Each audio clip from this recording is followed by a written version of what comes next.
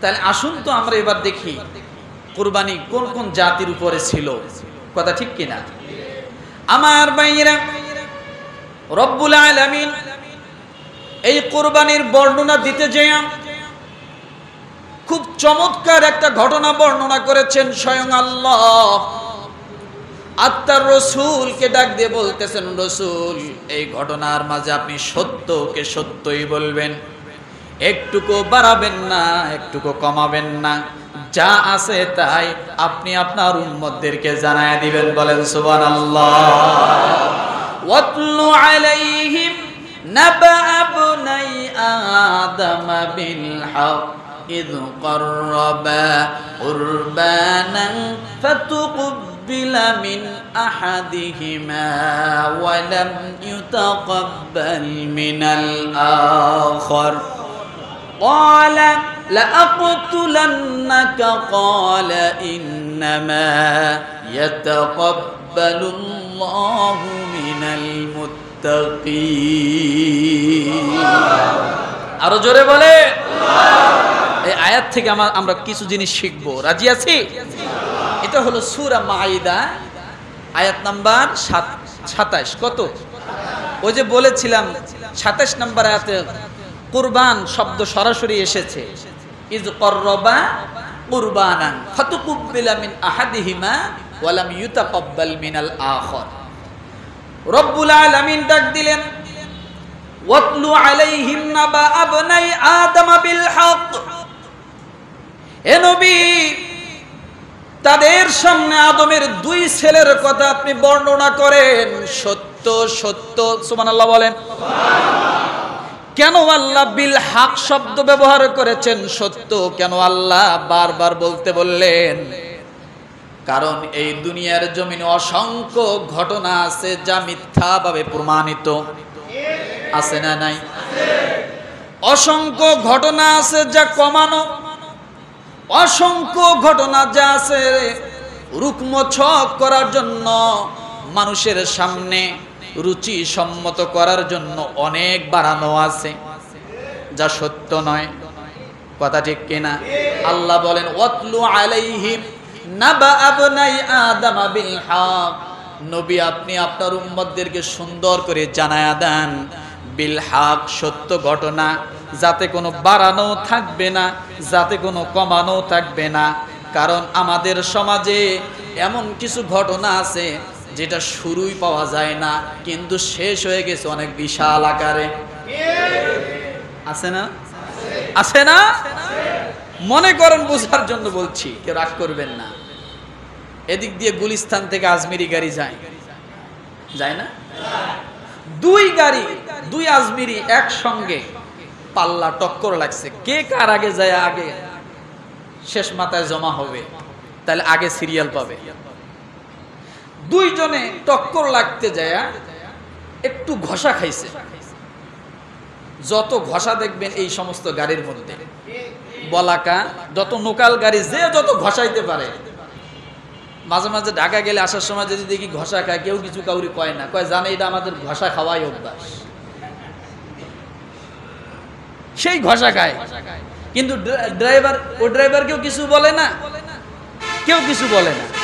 কারণ ও যখন খাইছে জানে যে আমিও একবেলা খামো। কথা ঠিক না? এখন এই ঘষা খাওয়া দেখে গাড়ির ভিতরে যাত্রীদের সেই চিল্লা চিল্লি, এই ড্রাইভার চোখে দেখো না, ভালো করে চালাও, অমুক করো তমুক করো, এখনই শেষ হয়ে যাইতেন। গাড়ির থেকে নামার পরে মনে করেন এই জেনারেলের মাথায় এখানে নামছে দুই যাত্রী, নামে বলতেছে, ভাই অল্পের জন্য বাইসে গেলাম। কি কি অল্পের জন্য বাইসে গেছি ভাই, আল্লাহ বাঁচাইছে ভাই। শুরু হলো। এরপরে তার কাছ থেকে যখন আরেকজন শুনলো, সে যা বলতেছে, শুনছো বলে কি, আজকে জেনারেলের ওখানে দুই যাত্রী এসে বলল গাড়ি নাকি দুই গাড়ি এমন ঘষা লাগছে, যাত্রী চ্যাপটা লেগে গেছে। কি লাগছে? কথা বলেন না কেন? বোঝেন নাই কথা? কি লাগছে? যাত্রী চ্যাপটা লেগে গেছে, এমন গাড়ি ঘষা খাইছে। ও যায় আরেকজনকে বলতেছে, শুনছো বলে আজকে বিশাল অ্যাক্সিডেন্ট হয়েছে। বলে কি অ্যাক্সিডেন্ট? দুই গাড়ি সংঘর্ষ খাইয়া দুই দিকে চিত হয়ে পড়ে গেছে। দেখেন ঘটনা কোথা থেকে কোথায় যাইতেছে। কিছু দূর যাওয়ার পর ওই যাত্রী আবার ওই লোক আবার আরেকজনকে বলতেছে আজকে একটা অ্যাক্সিডেন্ট হয়েছে, 2 গাড়ি খাদে পড়ে 5 জন 2 গাড়ি 10 জনে মারা গেছে, ঘষা খাইয়া খাদে পড়ে গেছে। কথা বোঝেন নাই? ঘটনা কোথায় আর ঘটতেছে কি, কথা ঠিক কি না? আমাদের সমাজে এগুলো আছে না নাই? কথা বলেন। আরো যদি এইরকম কোন একটা সমস্যা, কোন মাথায় টুপিওয়ালার দাড়িওয়ালার যদি লিঙ্ক পায়, বাঙালি আর একটু একেবারে আলতা কুমকুম সোনো পাউডার মাখাইয়া ওইটার বড় করে মিডিয়ার সামনে দিয়া মানুষের সামনে ছোট করে বিশাল বানায় দিল। এই কাম টুপিওয়ালার, কথা ঠিক না? এরে সুবহানাল্লাহ, টুপিওয়ালার মানুষ না, ওর ভিতরে মানুষত্ব বলতে আর কিছু নাই নাকি? রাগ করলেন মনে হলো? এই জন্য রব্বুল আলামিন বলেন ওয়াতলু আলাইহিম নাবা আবনাই আদম বিল হক। নবী হে, আপনি সুন্দর করে বর্ণনা করে সত্য ঘটনা নবী আদম আলাইহিস সালাতু ওয়াস সালামের সন্তান দুজনের কথা মানুষের কাছে বর্ণনা করে দেন। ইয ক্বাররাবা কুরবানান ফাতুকবিলা মিন আহাদিহিমা ওয়া লাম ইউতাকাব্বাল মিনাল আখার। আমার ভাইরা, সেই ঘটনাটা কি এসেছে মুসনাদে আহমদের মধ্যে আব্দুল্লাহ ইবনে মাসউদ রাদিয়াল্লাহু তাআলা আনহু থেকে হাদিসটি বর্ণনা হয়েছে। ঘটনাটা কি ছিল? ঘটনার বর্ণনা এই আয়াতের মধ্যে নাই, কিন্তু ঘটনার পরের ঘটনাগুলো কি হয়েছে সেগুলো কয়েকটা আয়াতের মধ্যে আল্লাহ লিপিবদ্ধ করেছেন। সেই সময়ের ঘটনা হলো হাবিল এবং কাবিল। আল্লাহ কোরআনের মধ্যে নাম দেননি, এটা হলো বাইবেলের নাম। কোথাকার নাম? হাবিল এবং কাবিল আদম আলাইহিস সালাতু ওয়াস সালামের 2 সন্তান। কাবিল হলো বড় সন্তান, হাবিল হলো ছোট সন্তান, দ্বিতীয় সন্তান। আমার ভাইরা, কাবিলের গর্ভে, কাবিল যে গর্ভে ছিল একসঙ্গে জন্মগ্রহণ করেছে কাবিলের সঙ্গে এক বোন, আর দ্বিতীয়বার হাবিলের সঙ্গে জন্মগ্রহণ করছে তার সঙ্গে এক বোন।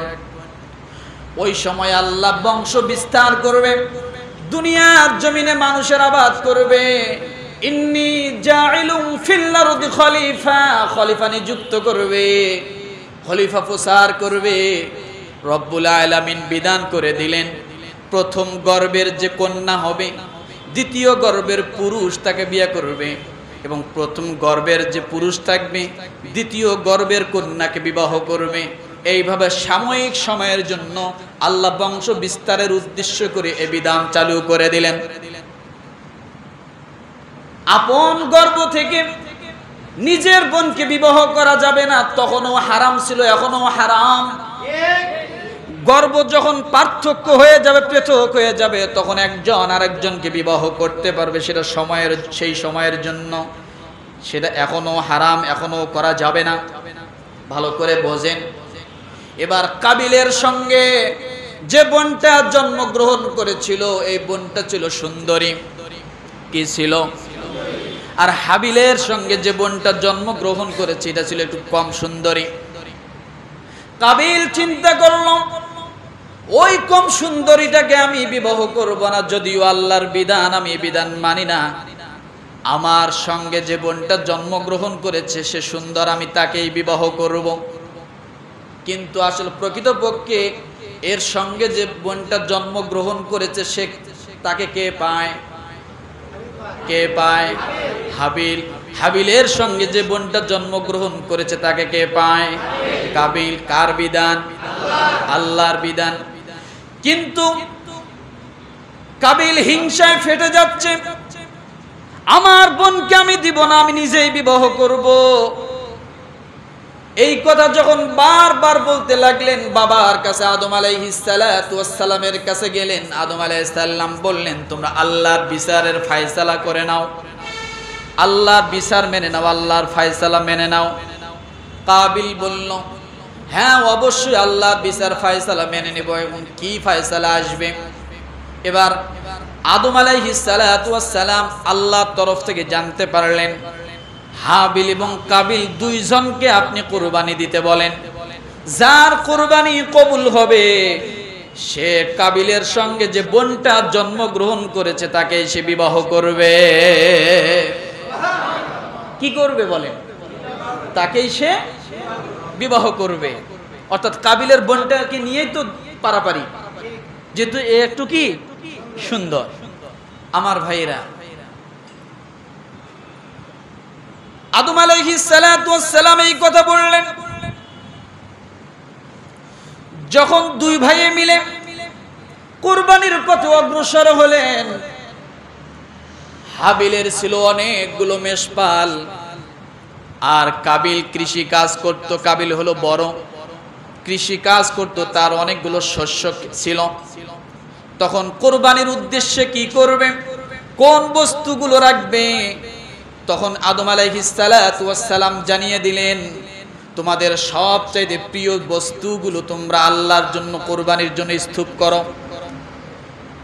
হাবিল দেখলেন সবচেয়ে সুন্দর যে মোটা তাজা মেষ রয়েছে, দুম্বা রয়েছে, ওই সবচেয়ে সুন্দরটা আল্লাহর জন্য কুরবানির জন্য সে উপস্থিত করলেন।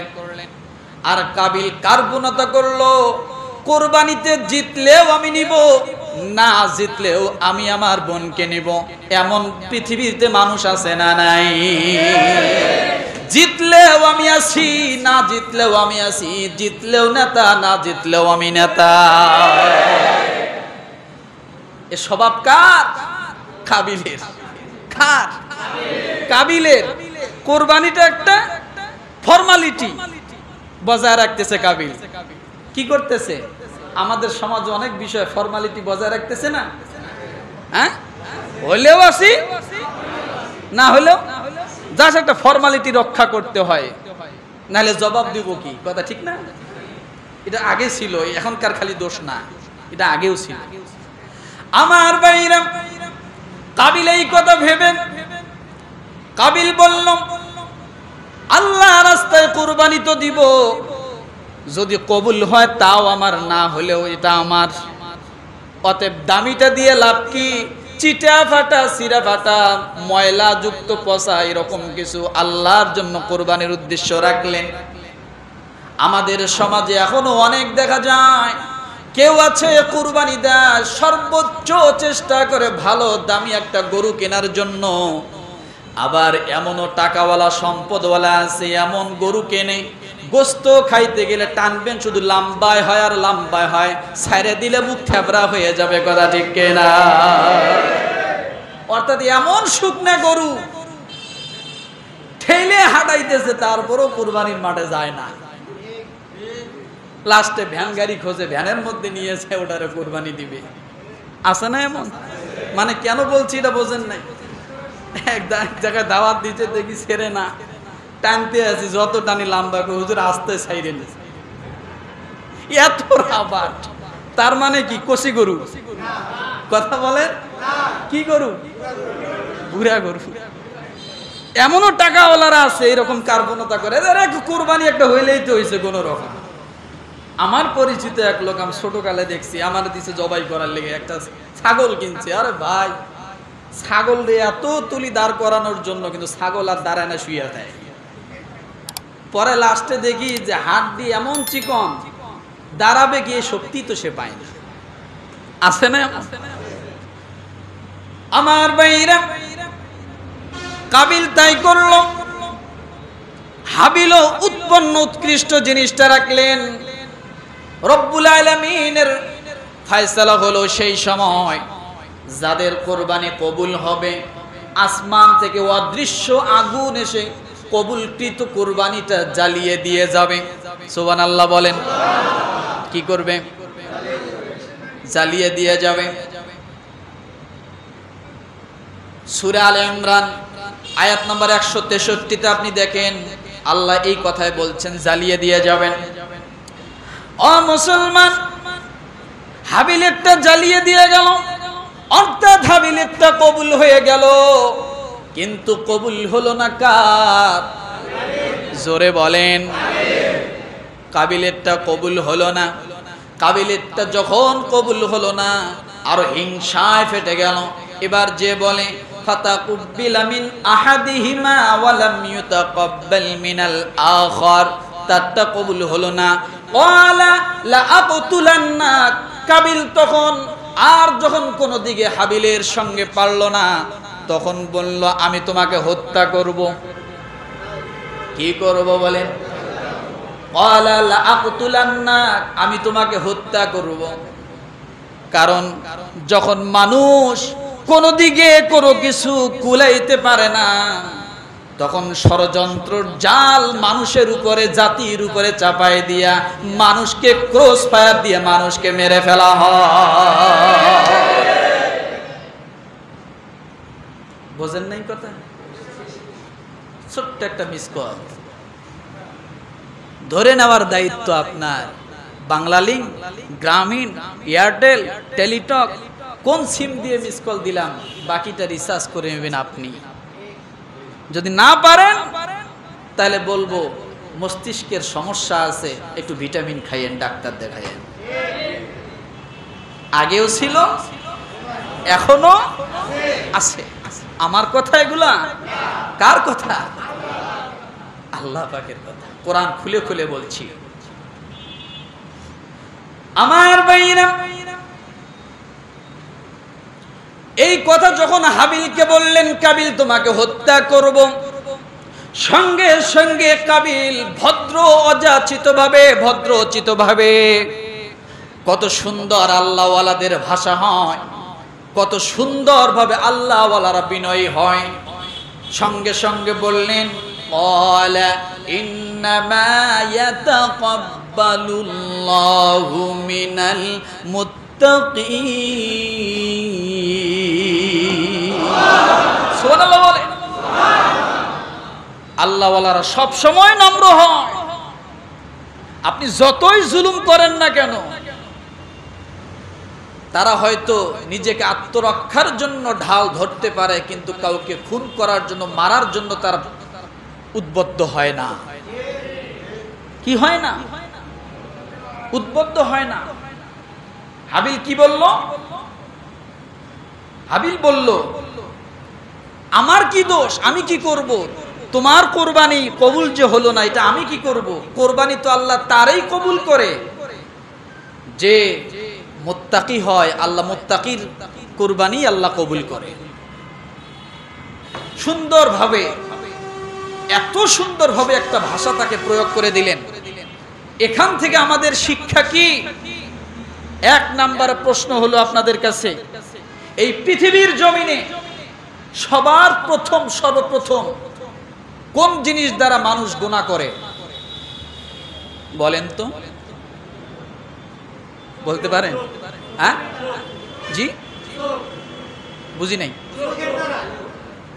সর্বপ্রথম গুনাহের নামটা কি? জমিনের ভিতরে কি বলেন তো? রাইট, মাশাআল্লাহ। এই জমিনের মধ্যে সর্বপ্রথম যে গুনাহটা মানুষের দ্বারা সংগঠিত হয় সেটা ছিল হিংসা, যার কারণে এই হিংসায় এখনো এত বিস্তার লাভ করেছে। একজনের পিছনে একজন লাগিয়েই রয়েছে, আছে না? এবার বলুন, আসমানের উপরে সর্বোচ্চ, সবচাইতে সবার প্রথম গুনাহ, সে গুনাহটার নাম কি? প্রথমটা বলছি জমিনে, সেটা কি? জমিনের মধ্যে সর্বপ্রথম যে গুনাহটা হয়েছে সেটা কি? হিংসার দ্বারা গুনাহ হয়েছে। আসমানের মধ্যে সবার প্রথম যে গুনাহটা হয়েছে সেটা কি?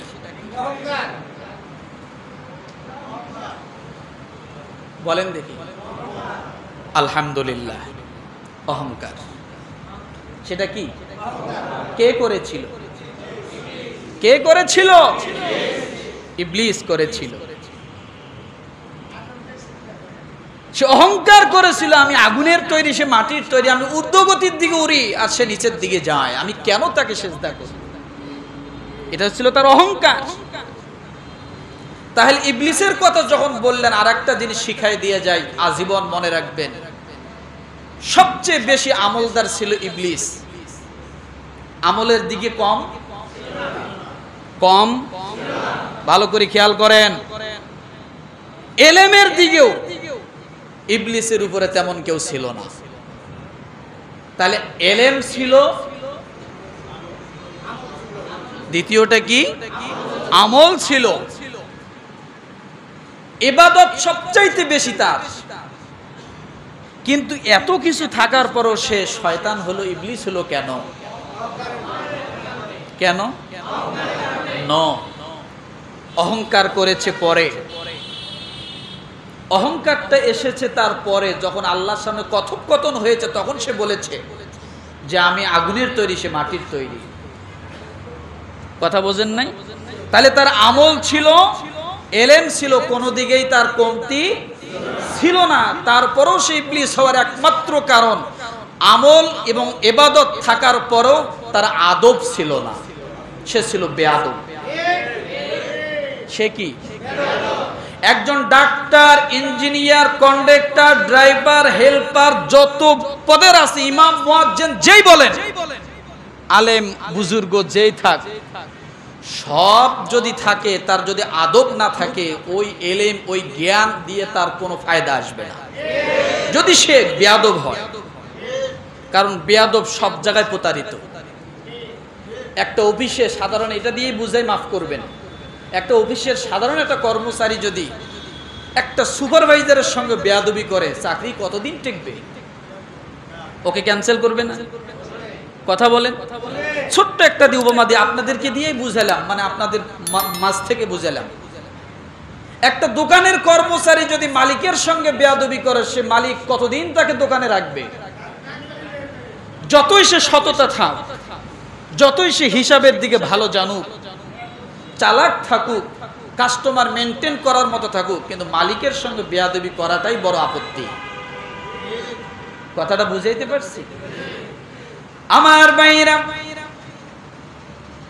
এই কথা যখন বললেন, তোমার কুরবানি আল্লাহর দরবারে কবুল হয়নি, আমি কি করব?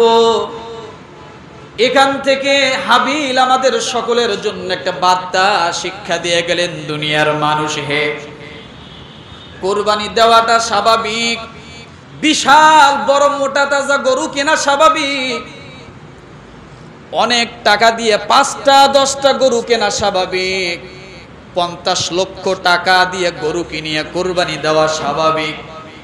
বড় বড় গরু কেনার মাঝে কবুলিয়াত নয়, অনেক টাকা দিয়ে কোরবানি গরু কেনার মাঝে কবুলিয়াত নয়।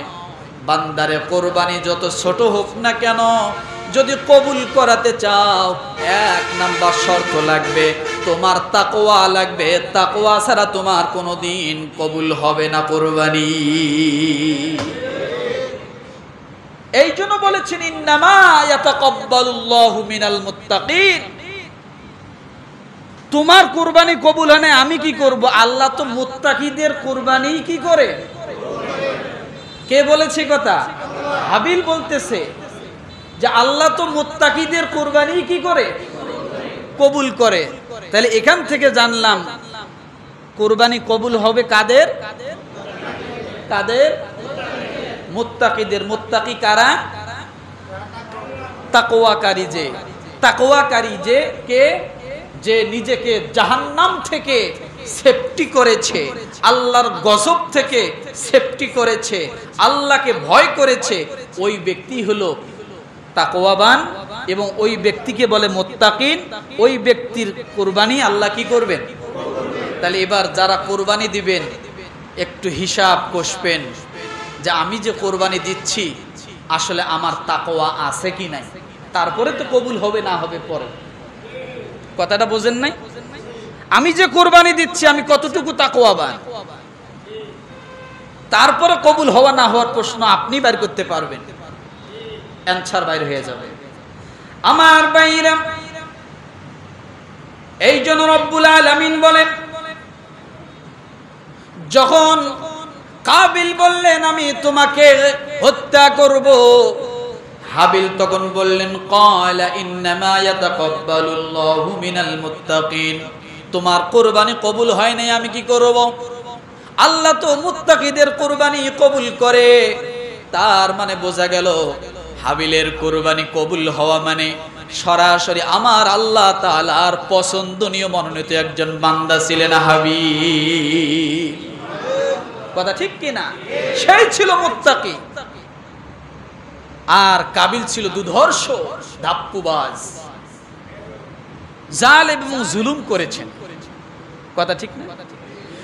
এই কথা যখন বললেন, সঙ্গে সঙ্গে আল্লাহ সূরা মায়েদার 28 নম্বর আয়াতে বলেন, লা ইন বাসাত্তা ইলাইয়া ইয়াদাকা লিতাকতুলানি মা আনা বিবাসিতি ইয়াদিয়া ইলাইকা লিআকতুলাক ইন্নী আখাফুল্লাহ রাব্বাল আলামিন। হাবিলের ভাষা কত সুন্দর! আল্লাহ কোরআনের আয়াত ইম্পোর্ট করে দিলেন, রিপোর্ট করে দিলেন যে হাবিল কি বলেছিল হত্যা করার শব্দ শোনার পরে। শোনো তোমরা, লাইন বাসাত্তা ইলাইয়া ইয়াদাকা লিতাকতুলানি, তুমি যদি আমাকে হত্যা করার উদ্দেশ্যে আমার দিকে হাত বাড়াও, তবুও আমি তোমাকে হত্যা করার উদ্দেশ্যে তোমার দিকে হাত বাড়াবো না। তুমি যদি আমাকে হত্যা করার জন্য আমার দিকে কি করো? হাত বাড়াও, তবুও আমি তোমাকে হত্যা করার উদ্দেশ্যে তোমার দিকে হাত বাড়াবো। ভাষাটা বোঝেন, এখানে একটা শিক্ষা আছে। আল্লাহর নবী জনাবে মুহাম্মদুর রাসূলুল্লাহ সাল্লাল্লাহু আলাইহি ওয়াসাল্লাম বলেন, হত্যা যে করলো সেও জাহান্নামে যাবে, আর হত্যা যে হয়েছে সেও জাহান্নামে যাবে।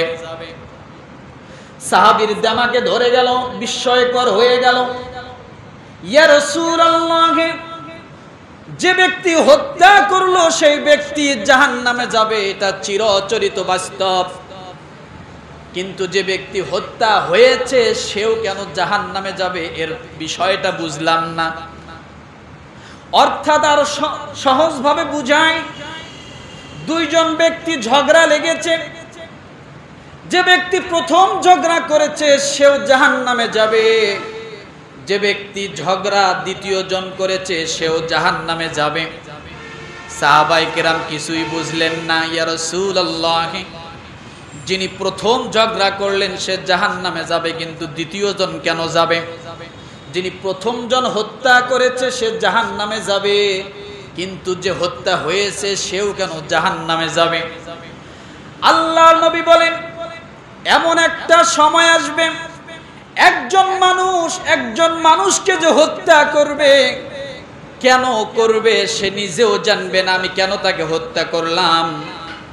এমন একটা জামানা আসবে, মানুষ হত্যা হবে, কেন সে হত্যা হলো এর কারণ সে নিজেও জানবে না। কথা ঠিক কিনা? এমন সময় আসছে না?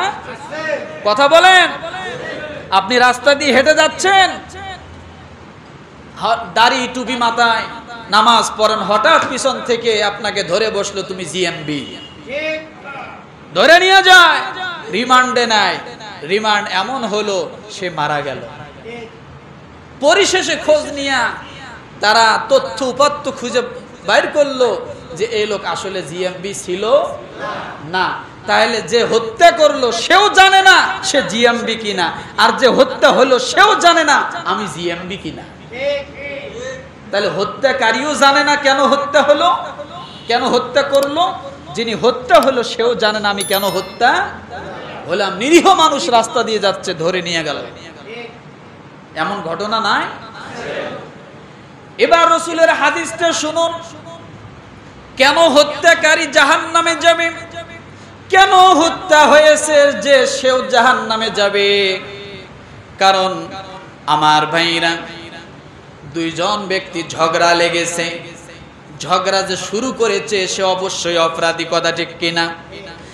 আবার সে যখন হত্যা করতে গিয়েছে অবশ্যই সে অপরাধী, কিন্তু যখন সে হত্যা করতে গেল তখন যাকে হত্যা করতে গিয়েছে সে আকস্মিকভাবে হঠাৎ করে হত্যাকারী যিনি হত্যা করার জন্য সামনে অগ্রসর হয়েছে তাকে এমন মারলো সে নিজেই মরে গেল।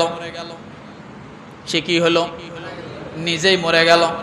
আল্লাহ নবী বলেন, তুমি যে হত্যা করলা এজন্য হত্যাকারী হিসাবে তুমি জাহান্নামী। আর তুমি যে ঝগড়া বাড়ানোর জন্য লিপ্ত হয়েছো, এজন্য তুমি যে হত্যা হয়েছো তুমিও জাহান্নামী। আমার ভাইরা, এই জন্য সূরা মায়েদার 28 নম্বর আয়াতে হাবিল কি বললেন? লা ইন বাসাত্তা ইলাইয়া ইয়াদাকা লিতাকতুলানি মা আনা বিবাসিতি ইয়াদিয়া ইলাইকা লিয়াকতুলাক। তুমি যদি আমাকে হত্যা করার জন্য আমার দিকে হাতটা প্রসারিত করো, কিন্তু আমি তোমাকে হত্যা করার জন্য প্রসারিত করব না, কিন্তু হাত গোটায়ও বসে থাকবো না, আমি তোমাকে অবশ্যই ফিরাবো। ফিরানো জায়েজ, আত্মরক্ষা করা জায়েজ, কিন্তু আত্মরক্ষা করতে যাইয়া এমন যেন না হয় রাগটা ছিল আগে এক প্রকার, রাগ এখন ডবল হয়ে গেছে। কথাটা বোঝেন নাই? হযরত আলী রাদিয়াল্লাহু তাআলা আনহুর ঘটনা আপনারা জানেন। এক কুস্তি লড়ার সাথে লড়তে গেছে। কেন? সে রাসূলকে গালি দিয়েছে। যখন তার সাথে লড়তে গেছে, লড়তে যাওয়ার পরে যখন তাকে শোয়াইছেন হযরত আলী রাদিয়াল্লাহু তাআলা আনহু মাটিতে শোয়াইছেন, তখন নিচ থেকে সে থুতু নিক্ষেপ করেছে, আলী রাদিয়াল্লাহু তাআলা আনহুর মুখে ভরেছে। যখনই মুখে ভরেছে তখনই সঙ্গে সঙ্গে ছেড়ে দিয়েছে, ছেড়ে দিয়ে দাঁড়িয়ে গেছে। তখন আশপাশের লোকজন বলল, আপনি ছাড়লেন কেন? বললে, দেখো, প্রথম ওর সঙ্গে যুদ্ধ লড়ছিলাম আমি, কুস্তিতে লড়েছিলাম আমি রাসূলকে গালি দেওয়ার কারণে। যখন সে নিচ থেকে থুতু মারলো তখন এই রাগটা রাসূলের দিক থেকে না থেকে এখন রাগটা আমার ব্যক্তিগত হয়ে গেছে। এখন যদি আমি তাকে মারি, মারপিট করি, তাহলে আমার রাগ আমার দিক থেকে তার উপরে প্রয়োগ করা হবে, রাসূলের খাতিরে, রাসূলের ভালোবাসা এটা আর হলো না, যার কারণে আমি তাকে ছেড়ে দিলাম। কোন জায়গাতে ওনারা ডিভাইডেড করতে পেরেছেন নিজের ক্রোধকে? কোথায় ডিভাইডেড করেছেন দেখেন। কেন সাহাবায়ে কেরাম এত দামি? যুদ্ধ করতে যায়, কুস্তি লড়তে যায়, রাসূলের রাগ কোনটা, রাসূলের উদ্দেশ্যে রাগ কোনটা, আমার উদ্দেশ্যে রাগ কোনটা, এটাকে আলাদা করতে পারছে। আমার ভাইরা, এই কথা বললেন। হাবিল বললেন, তোমার হাত যদি আমাকে হত্যার জন্য প্রসারিত হয়, কিন্তু আমিও তোমাকে হত্যা করব না, হত্যার উদ্দেশ্যে হাত বাড়াবো না। এরপরে বলল, আমি তো আল্লাহ রব্বুল আলামিনকে ভয় পাই, ইন্নী আখাফুল্লাহ রাব্বাল আলামিন। সূক্ষ্মভাবে কাবিলকে আরো সতর্ক করার জন্য বললেন, ইন্নী আখাফুল্লাহ রাব্বাল আলামিন, আমি বহু জগতের মালিককে ভয় পাই হে কাবিল। কারণ হাবিলের এই চিন্তা ছিল, সে তো আমার ভাই, আমি আল্লাহর ভয়ের কথা বলার পরে যদি তার মনের মধ্যে একটু ভূমিকম্প আসে, একটু বুঝ আসে, আল্লাহর ভয় যদি তার স্মরণ হয়ে যায়, কথাটা বোঝেন নাই? আল্লাহর ভয় কি হয়? স্মরণ হয়ে যায়, তাহলে যেন সে আমাকে হত্যা থেকে কি করে, এই অন্যায় জুলুম থেকে সে যেন বিরত থাকে। কিন্তু আমার ভাইরা, 29 নম্বর আয়াতে আল্লাহ কি বলেন? ইন্নী উরিদু আন তাবুআ বিইসমি ওয়া ইসমিকা ফাতাকুনা মিন আসহাবিন নার ওয়া যালিকা জাযাউজ জালিমিন। এই আল্লাহর ভয় দেখানোর পরেও যখন সে মানতেছে না, হত্যা করবেই, তখন দেখেন হাবিল কি বলেন, আমি চাই তুমি আমার ও তোমার উভয়ের পাপের ভার বহন করো। অর্থাৎ তুমি হত্যা করবা আমাকে, এর একটা গুনাহ আছে না? এবং আমি যে মাজলুম হয়ে হত্যা হচ্ছি, আমার যত গুনাহ আছে সব যেন তোমার কাদের উপর ভর করে। তোমার কাদের উপর কি হয়? ভর করে। তাহলে আমার গুনাহ এবং তুমি যে আমাকে হত্যা করছো, এ গুনাহ, ডবল গুনাহ যেন তোমার উপর চাপিয়ে দেওয়া হয়। এবার গুনাহের কথা বলিয়ে তাকে ফিরানোর চেষ্টা করতেছে। তাহলে আল্লাহর ভয়ের কথা বললো, গুনাহের কথা বললো, তাকওয়ার কথা বলেছে, কথা ঠিক না? আমার ভাইরা, এরপরে কি বলে? আর এটাই জালিমদের হবে শাস্তি, কারণ কিয়ামতের ময়দানে যে যার উপর জুলুম করবে আল্লাহ তার থেকে আমলগুলো কেটে দিবে। আমল যখন শেষ হয়ে যাবে তারপর জুলুমের ওজনের পাল্লা ভারী থাকবে। আল্লাহ বলবে, এবার বান্দারে তোমার গুনাহগুলো ওই জালেমের মাথায় দিয়ে দাও এবং তুমি একবারে নিষ্কলঙ্ক হয়ে যাও, তুমি জান্নাতে চলে যাও। অপরাধীর আমলের সওয়াবগুলো নিতে থাকবে। যখন আমলের সওয়াব নেওয়া হয়ে যাবে তারপরেও অপরাধীর অপরাধ বেশি থাকবে, তখন আল্লাহ বলবেন, এবার তোমার গুনাহগুলো অপরাধীর ঘাড়ে দিয়ে দাও। তখন তার গুনাহ এবং অপরাধীর গুনাহ, এই দুই গুনাহ বোঝা মাথায় নিয়ে কিয়ামতের ময়দানে দাঁড়িয়ে থাকবে। আল্লাহ বলবে, জাহান্নামে চলে যাও। আমার ভাইরা, এত কিছুর পরও যখন কাবিল বিরত থাকলো না, হাবিলকে হত্যা করে ফেললো, এরপরে আল্লাহ কি বলেন? ফাতাওয়াত লাহু নাফসুহু ক্বাতলা আখিহি ফাকাতালাহু ফাআসবাহা মিনাল খাসিরিন। পরিশেষে তার মন তাকে ভাতৃ হত্যার প্ররোচিত করলো, সুতরাং সে তার ভাইকে হত্যা করে ফেললো এবং অকৃত কার্যদের অন্তর্ভুক্ত হয়ে গেল, জালেমদের অন্তর্ভুক্ত হয়ে গেল, খারাপদের অন্তর্ভুক্ত হয়ে গেল, একবারে ক্ষতিগ্রস্তদের অন্তর্ভুক্ত হয়ে গেল। নাউজুবিল্লাহ।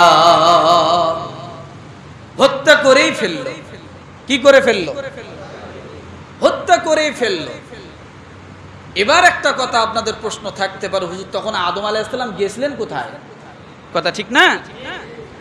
আদম আলাইহিস সালামকে আল্লাহ তাআলা পাঠিয়েছিলেন হজ করার জন্য। সুবহানাল্লাহ বলেন। হজ করার জন্য পাঠিয়েছিলেন। সিরিয়া থেকে হজের জন্য আল্লাহ বলেছিলেন, হে নবী আপনি মক্কায় যান, সেখানে আমার বাইতুল্লাহ ঘর আছে, আপনি যা তাওয়াফ করে আসেন। যখন তাওয়াফ করতে যাবেন তখন এই জিম্মাদারি আল্লাহ দেখভালের জন্য প্রথমে আসমানকে বলেন। আসমান বলে, আমি এদেরকে দেখভাল করতে পারবো না।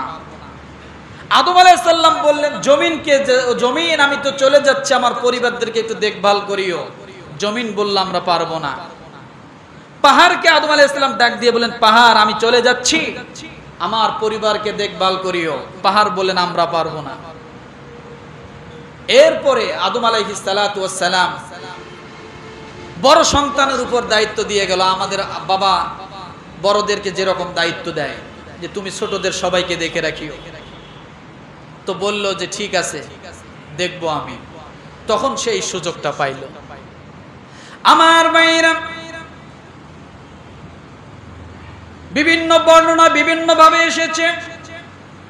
হাবিল মেষ চড়ানোর জন্য গিয়েছিল, কাবিল সেখানে যাইয়া তার ভাইকে ছুরি দিয়ে হত্যা করে, অথবা পাথর দিয়ে তাকে মাথা থেতলায়া হত্যা করে, শয়তান শিখায়া দেয়। যখন হত্যা হয়ে গেল, ভাই দুনিয়া থেকে চলে গেল, মৃত্যুবরণ করলো। এখন এই ভাইকে নিয়ে কোথায় যাবে, কার কাছে যাবে? অনুতপ্ত, অনুশোচনা পরবর্তীতে চলে আসলো। কিন্তু ভাইয়ের লাশ কি করবে কিছুই বুঝতেছে না। বিভিন্ন বর্ণনা, অনেকগুলো বর্ণনা এখানে আসছে, কতগুলো বানোয়াট বর্ণনা, কতগুলো জাল বর্ণনা আছে। কিন্তু ভাইয়ের লাশ পরিত্যক্ত, হয়তো বা আকাশে বাতাসে গন্ধ ছুটবে। ভাইয়ের লাশ কি করবে কিছুই বুঝতেছে না, টেনশন, চিন্তায় পড়ে গেল, নিজের বিভিন্ন দুশ্চিন্তায় পড়ে গেল। রব্বুল আলামিন কি করলেন? এই হাবিলের দেহ মুবারক সম্মানের সাথে রাখতে হবে, আল্লাহ এ বিধান চালু করে দিলেন। বলেন সুবহানাল্লাহ। আদৌ পর্যন্ত মুসলমানের লাশ, একজন মানুষ জীবিত থাকা অবস্থা যেমন সম্মান পায়, মরে যাওয়ার পরে আল্লাহ তাআলা তাকে আরো বেশি করে সম্মান দিয়েছেন। কথা ঠিক কিনা? নবীজি বলেছেন, মৃত লাশের সঙ্গে তোমরা খবরদার বেয়াদবি করো না। হাদিসের মধ্যে এসেছে, আল্লাহর নবী এক জায়গায় বসা, এক ইহুদির লাশ রাসূলের সামনে দিয়ে যাচ্ছে। আল্লাহর নবী সাহাবায়ে কেরামকে নিয়ে দাঁড়িয়ে গেলেন। রাসূল দাঁড়িয়ে গেলেন, সাহাবায়ে কেরাম বললেন, ইয়া রাসূলুল্লাহ, এ তো ইহুদির লাশ, আপনি দাঁড়ালেন কেন? আল্লাহর নবী বলেন, ইহুদির বিচার করবে আমার আল্লাহ, কিন্তু এই লাশের উপরে সম্মান করা মানুষের দায়িত্ব, যার কারণে আদৌ পর্যন্ত মানুষকে যখন কাঁধে বহন করা হয়, পিছন দিক থেকে অনেকেই বলে, খবরদার লাশের সঙ্গে বেয়াদবি করো না, আস্তে যাও, কাচ্চিত করিও না। রব্বুল আলামিন হাবিলের লাশকে সম্মানিত করবেন। কাবিল কিছুই বুঝতেছে না, হাবিলের লাশ কি করবে, জমিনের মধ্যে রয়েছে, গন্ধ ছুটবে। আল্লাহ তাআলা সূরা মায়েদার 31 নম্বর আয়াতে আল্লাহ বলেন, ফাবাআসাল্লাহু গুরাবান ইয়াবহাসু ফিল আরদি লিউরিয়াহু কাইফা ইওয়ারি সাওআতা আখি ক্বালা ইয়া ওয়াইলাতা আ'জাজতু আন আকুনা মিসলা হাদাল গুরাবি ফাওয়ারিয়া সাওআতা আখি فأصبح من النادمين। হয়নি এটা চারটেখানি কথা নয়, এখান থেকে শিক্ষা দুনিয়ার সব মানুষের জন্য। ঈমানদারের জন্য শিক্ষা, একজন লাশের জন্য কি করতে হবে আল্লাহ ব্যবস্থা করে দিলেন। সুবহানাল্লাহ। ফাবাআসাল্লাহু গুরাবান ইয়াবহাসু ফিল আরদি লিউরিয়াহু কাইফা ইওয়ারি সাওআতা আখি। অতঃপর আল্লাহ তাআলা কাবিলের সামনে একটি কাক পাঠায়া দিলেন। কি পাঠায়া দিলেন? বুঝুন, কাবিল হলো জালেম, আর এই জালেমের জন্য উপযুক্ত জিনিস দিয়ে আল্লাহ কখনো শিক্ষা দেন না। জালেমকে যত জায়গায় আল্লাহ শিক্ষা দিয়েছেন, অনুপযুক্ত জিনিস দিয়ে আল্লাহ শিক্ষা দিয়েছেন। কি দিয়া? কাক দিয়া। প্রাণীর মধ্যে কাক অনেক সুন্দর। কি অনেক সুন্দর?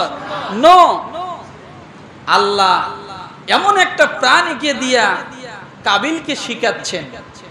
কারণ আপনি দেখেন, আমি যে কথাটা বলেছি, নমরুদকে আল্লাহ শায়েস্তা করেছেন ভালো জিনিস দিয়া না, কি দিয়া? ল্যাংরা মশা দিয়ে, সুস্থ মশা দিয়েও না। জালেমদেরকে আল্লাহ এইভাবেই প্রতিহত করে। জালেমদের জন্য অনেক কিছু লাগে না, ছোট ছোট জিনিস, কানা খোরা ল্যাংরা দিয়ে আল্লাহ তাদেরকে শায়েস্তা করতে পারে। এটা আল্লাহর ক্ষমতা। আইলাহুম্মা আল্লাহ। কাবিলের জন্য আল্লাহ কাক পাঠিয়ে দিলেন। কাবিল দেখে একটি কাক কাবিলের সামন দিয়ে শুধু ঘোরে। হঠাৎ কাবিলের নজরে পড়ে গেল, কাক কেন আমার পাশ দিয়ে সামন দিয়ে ঘোরে। এবার কাবিলকে দেখায়া কাক একটা জমিনের মধ্যে নামলেন। নামার পরে কাক নিজের ঠোঁট দিয়ে পা দিয়ে মাটি সরাচ্ছেন। মাটি সরানোর পরে যখন সেখানে গর্ত হয়ে গেল, কাক আর একটা মরা কাককে গর্তের মধ্যে রেখে আবার মাটি চাপা দিয়ে সমান করে দেয়।